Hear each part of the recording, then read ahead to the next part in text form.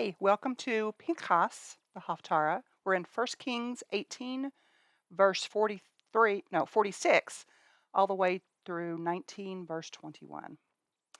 Now, I do want to make sure that you have already read this Haftarah before this you do this lesson, because I'm not really going to offer a summary of the Haftarah like I usually do in most of the lessons, because instead I'm going to get right into the lesson message, which basically focuses on the story of Elijah with God and God's still small voice. And some versions will say a gentle whisper. So let's dig in right there. It's chapter 19, starting with verse 11.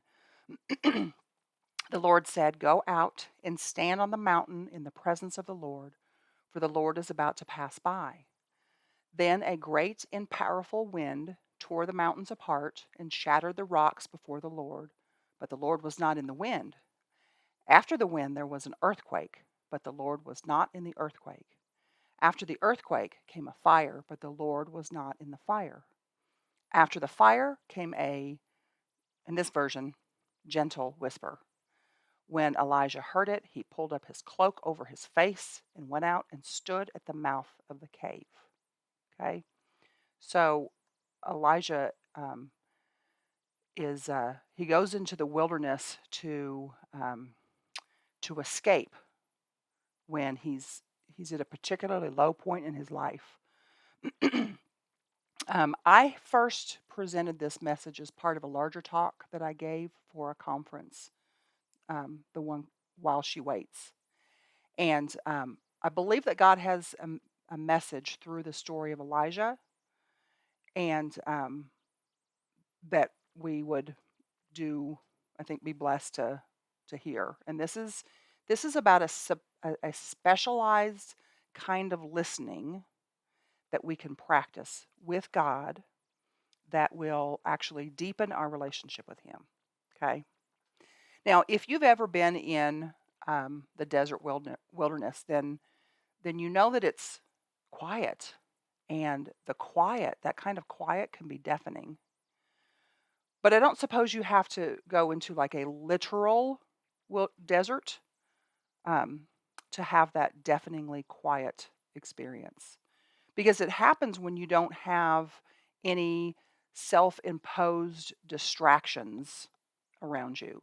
You know, those things that you and I manufacture um, in order to kind of keep from hearing some of the thoughts in our own mind, right?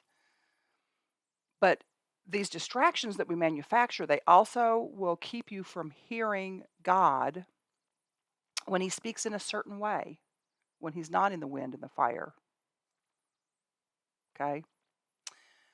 We'll talk more on that part in just a minute. But when you're in quiet and you don't have the distractions of, I don't know, maybe busyness, sometimes entertainment, the things that have kept you from hearing God because of that distraction. When you're quiet, you will begin to hear another kind of a background noise. And these are the other things that make it hard to hear God. These are your needs and your wants and your desires and insecurities. Okay. Now, it does take practice to be able to focus on God's voice in that quiet instead of those other ones that are clamoring for your attention. It's harder, but it's worth it. So, what I'm proposing that we can do is train ourselves to listen for God's sound of thin silence. That's the Hebrew kol damama daka. That's what we translate still small voice or gentle whisper from that 1 Kings 19. That's our Haftarah. The sound of thin silence. So this small voice of God's was given to Elijah after he complains to God that all of God's prophets have been killed by Jezebel, and he's the only survivor. And we've all been there, right? We've all been thinking, I'm the only one of my kind, and I'm not sure how much longer I'm going to be able to hold on alone, right? And truthfully, without like a solid tribe of people to share our burdens with, we very much can believe that we're kind of like the only ones facing um, some insurmountable task or the challenges of life or something that we have that we think nobody else has to deal with. So for Elijah, God sent a mighty wind, an earthquake, and a fire. And he did that to teach Elijah that his voice, although sometimes is in those things, not always. And in this case, his voice was in none of those. So after all those really big expressions of nature, God speaks to Elijah in this sound of thin silence, kol damama taka. And I always, when I think about this, I always do wonder how long Elijah sat within that thin silence, and what was he thinking, what was he experiencing? You know, if he was expecting to hear God in the big things, was he disappointed that that didn't happen when he was really calling on God? But I mean, God did come through. And so, I invite you to ask yourself, would you be uncomfortable in that kind of thin silence? Are you when you find yourself there? Now, I am a super introvert, so what that means is I do require a lot of alone time to recharge.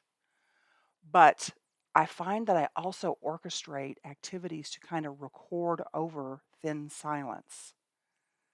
And what I do is I overlay like the sounds of busyness. That might look like taking care of my family, dealing with cares of the world, writing, even good deeds done in God's name can be those distractions so that we don't encounter that silence. Um, Thin silence like that makes me nervous because I have to walk through this field of condemning thoughts first to get to God's thoughts.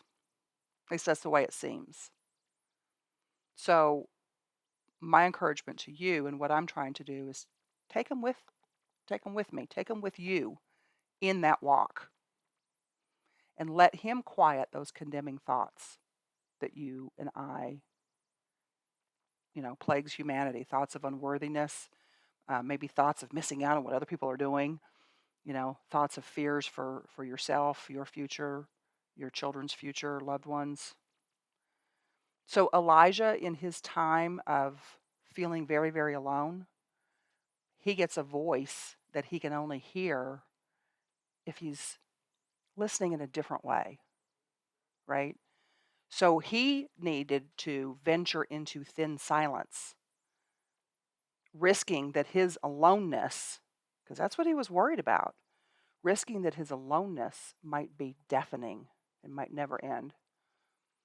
But that's where God met him. That's where God was waiting for him. So sometimes that's where he's waiting for you too.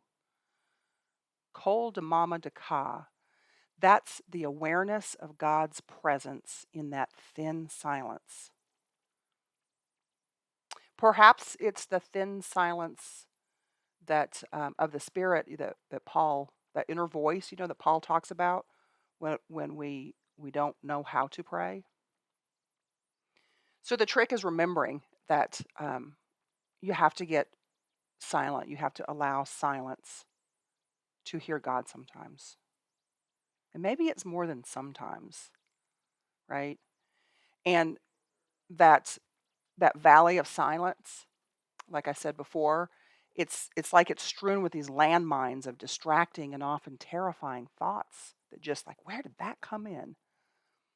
So consciously choosing to walk through that field to get to the area where you can hear God's thin silence, that takes a concentrated effort on your part.